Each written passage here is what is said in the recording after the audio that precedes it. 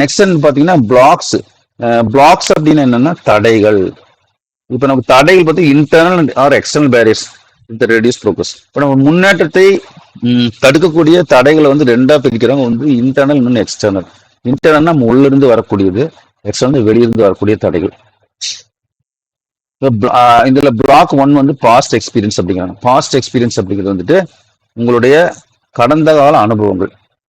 இப்போ நீங்க வந்துட்டு முயற்சி பண்றீங்க. ஒரு எக்ஸாம்பிளுக்கு நீங்க இப்போ போன எக்ஸாம் ஒரு தடவை நீங்க என்எம்எஸ் எக்ஸாம் எழுதி அதில் ஃபெயில் ஆயிடுறீங்க. இப்போ அடுத்த எக்ஸாம் ட்ரஸ்ட் வருது இல்லையா? அப்போ இப்போ நான் வந்து போன எக்ஸாமே ஃபெயில் ஆயிட்டேன், அப்போ நான் எப்படி இன்னொரு அடுத்த ஒரு எக்ஸாம் நான் பாஸ் பண்ண முடியும் அப்படின்னு நினைக்கிறது தான் வந்து லிமிட்டிங் பிலீஃப்ஸ்ன்னு சொல்லணும். Fast failures create limiting belief. இப்போ நம்பிக்கை வந்து குறைச்சிருது.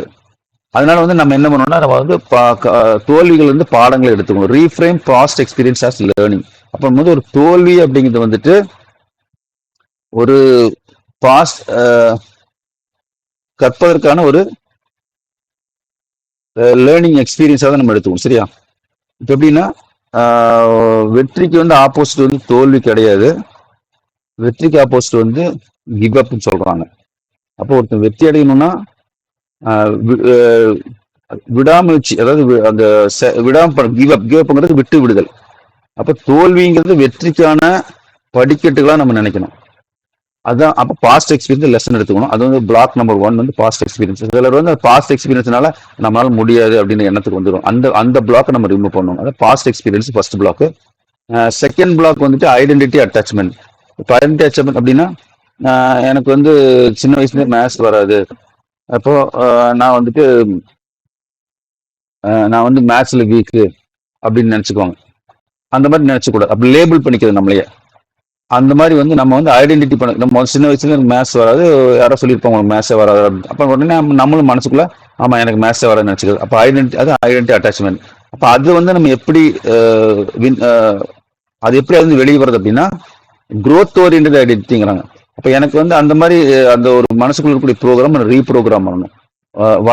வளருவதற்கான இல்லை நான் வந்து கண்டிப்பாக நான் முயற்சி பண்ணால் நான் முடியுங்கிற மாதிரி நீ மனசை மாற்றிக்கணும். அப்போ வீக் மேத் அப்படிங்கிறது அந்த ஐடென்டிட்டி அட்டாச்மெண்ட்லேருந்து வெளியே வரணும்.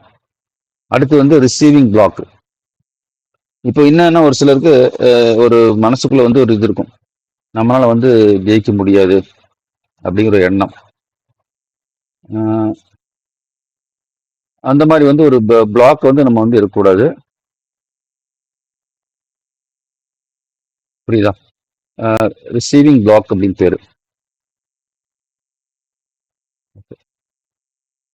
இப்ப எனக்கெல்லாம் வந்து அதுக்கான தகுதி, சில தன்னைத்தானே நினைச்சுக்குவாங்க எனக்கு வந்து அதுக்கான தகுதி கிடையாது, என்னால முடியாது அப்படின்னு அவங்க தன்னைத்தானே ஒரு பிளாக்கை வந்து வச்சிருப்பாங்க. அது வந்து நம்ம வந்து அது வந்து நம்ம வெளியே வரணும். அதுக்கு செல்ஃப் ஒர்த் அண்ட் கான்ஃபிடன்ஸ், நம்ம வந்து என்னால முடியும் அப்படிங்கிற நம்பிக்கையை நம்ம உருவாக்கிக்கணும். நெக்ஸ்ட் பிளாக் வந்துட்டு ஃபியர் ஆஃப் சேஞ்ச். இப்போ ஒரு சிலருக்கு fear of new situation stop progress.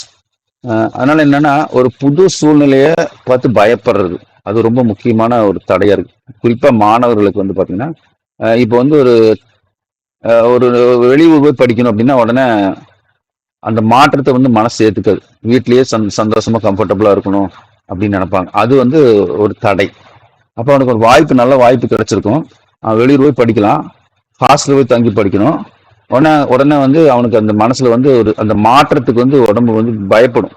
போய் அங்க போனோம்னா புது சூழ்நிலை, என்னால் தாக்கு பிடிக்க முடியுமா இப்படிங்கிற ஒரு அது வந்து அவனுடைய அப்ப அந்த மிகப்பெரிய ஒரு வாய்ப்பை வந்து அந்த இடத்துல வந்து தடைப்படுது.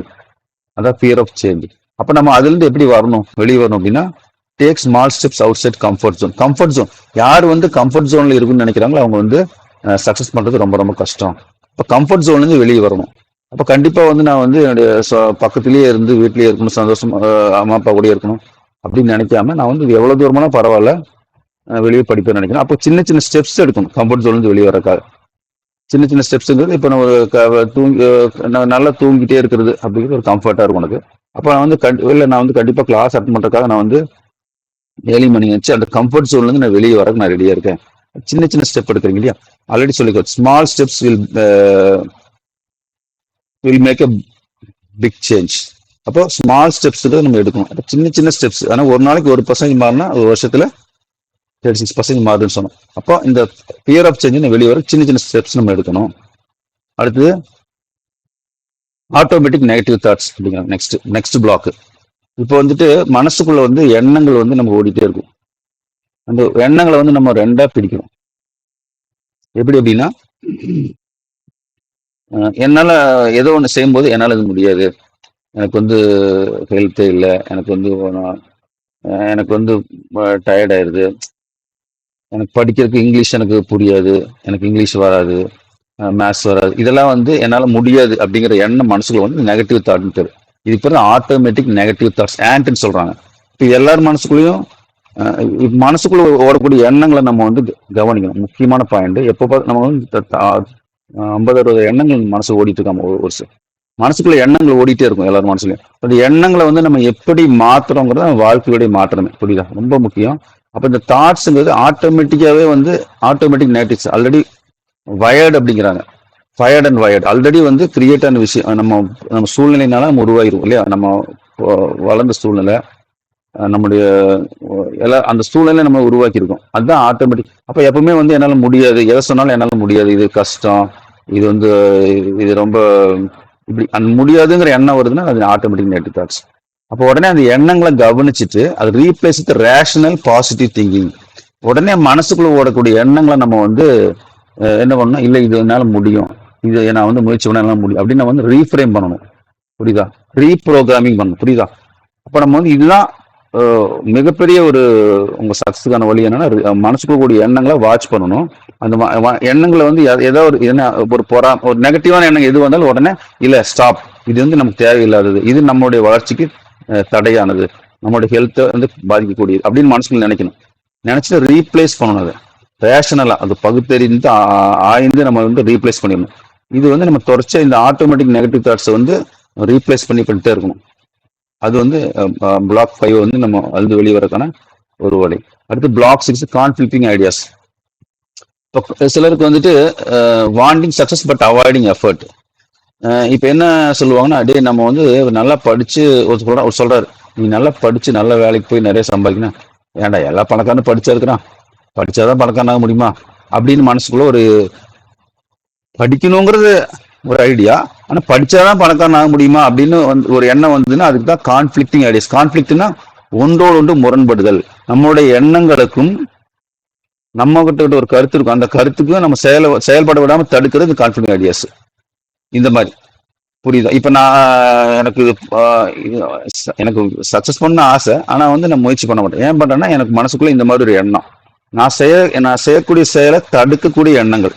இது நம்மளால இதெல்லாம் நமக்கும் இப்படி இதுதான் கான்ஃபிடன்ஸ். புரியுதா? இப்போ நான் வந்து ஸ்டேட் ஃபர்ஸ்டா வரணும் அப்படின்னு நினைக்கிறேன்.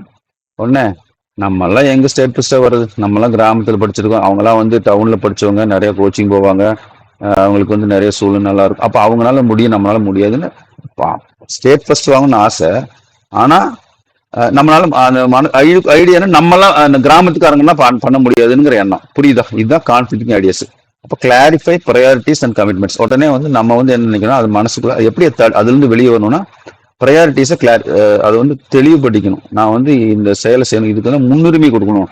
கமிட்மெண்ட், நான் இந்த செயலை வந்து தொடர்ந்து என்ன செய்யணும்னு ஒரு கமிட்மெண்ட் கொடுத்துட்டு நம்ம வந்து அதுவும் மனசுக்குள்ள அந்த ஐடியாஸை நம்ம வந்து மாற்றணும், கான்ஃபிளிக்ட் ஐடியாஸை. நெக்ஸ்ட் பிளாக் வந்து என்வைரான்மெண்ட் ஆர் கண்டிஷனிங். இப்போ வந்து நம்ம வந்து எல்லாருமே சூழ்நிலை கைதிகள். சரி, ஒருத்தவங்க வந்து இப்படி இருக்காங்க அப்படின்னா அவங்களோட சூழ்நிலை தான் அவங்கள வந்து ஃப்ரேம் பண்ணுது. Negative surroundings influence mindset. மைண்ட் செட்டுங்கிறது என்ன? நம்ம ஒரு விஷயத்த என்ன சொன்னோம் இல்லையா, இப்போ negative mindset, positive mindset. இப்போ ஒருத்தவங்க வந்து அவங்க சூழ்நிலை எல்லாமே நெகட்டிவா இருக்குன்னு வச்சுக்கலாம், எல்லாமே நெகட்டிவா இருக்கு. அப்போ அதை பார்த்து வளரும்போது அவங்க மனசுலையும் நெகட்டிவா தான் வரும். அப்போ நம்மளுடைய ஃப்ரெண்ட்ஸ், நம்ம சுற்றி இருக்கிறவங்க, வீட்டு பக்கத்தில் எல்லாருமே வந்து நெகட்டிவாக இருக்காங்க, எல்லாம் தூங்குறாங்க, சோம்பேறியாக இருக்கிறாங்க, வாழ்க்கையில் முன்னேறல, ரொம்ப இதே நீ கஷ்டப்படுற இதெல்லாம் பார்த்துட்டு நமக்கும் வந்து மைண்ட் செட் நம்மளாலையும் முடியாது அப்படின்னு ஒரு எண்ணம் வந்து ஃபார்ம் ஆகிருது. அப்போ நம்ம வந்து அது எப்படி, அப்போ நம்ம சூழ்நிலை தான் வந்து சரௌண்டிங்ஸ் நம்மளுடைய மைண்ட் செட்டை ஃப்ரேம் பண்ணுது.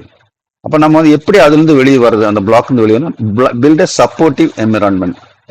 அப்ப நம்ம வந்து நம்ம வளர்வதற்கு சாதகமான சூழ்நிலை இருக்கக்கூடிய நண்பர்களை நம்ம உருவாக்கிக்கணும். அதாவது கான்சியஸ் எஃபர்ட் போடணும். இந்த மாதிரியான வகுப்புகளுக்கு தொடர்ச்சியா வரணும். இப்போ வந்து நம்ம மிராக்கிள் லைஃப் மாதிரி ஒரு லைஃப், இந்த மாதிரி கம்யூனிட்டியில் நம்ம வந்து ஜாயின் பண்ணிக்கணும். ஜாயின் பண்ணும்போது நமக்கு அதுக்கான ஒரு என்வாயரன்மெண்ட் கிடைக்குது. இப்ப நல்ல நண்பர்களை தேடி பிடிச்சி நம்ம அவங்ககிட்ட அதாவது கொடுத்தும் கொள்ளல் வேண்டும் நட்புன்னு வள்ளுவர் சொல்லுவார். ஒருத்தங்க பணம் கொடுத்தாவது நட்பை வந்து நம்ம வந்து என்ன பண்ணிக்கணும்னா நல்ல நட்பை நம்ம தேடிக்கணும்னு சொல்றாங்க. அப்ப சப்போர்ட்டிவ் என்விரான்மெண்ட் பில்ட் பண்ணணும். சரி, இது முக்கியம். ஏன்னா முக்கியமான ஒரு விஷயம் அந்த நம்ம என்விரான்மெண்ட் நம்ம வந்து ஃப்ரேம் பண்ணுங்கிறது ரொம்ப முக்கியமான விஷயம். அப்ப நம்ம வந்து கான்சியஸ் எஃபர்ட் எடுத்து நல்ல ஒரு என்விரான்மெண்ட் பில்டப் பண்ணணும்.